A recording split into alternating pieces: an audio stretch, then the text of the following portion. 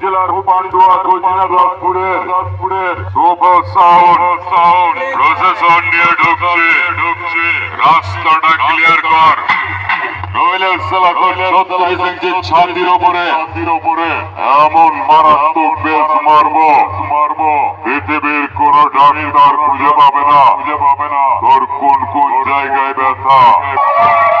হসপিটালের বেডে শুয়ে মনে পড়বে এই গানটার কথা। তোর কোন কোন জায়গায় ব্যথা বান্ধবী ললিতা, এবারে চিনতে পারলি তো আমি কে?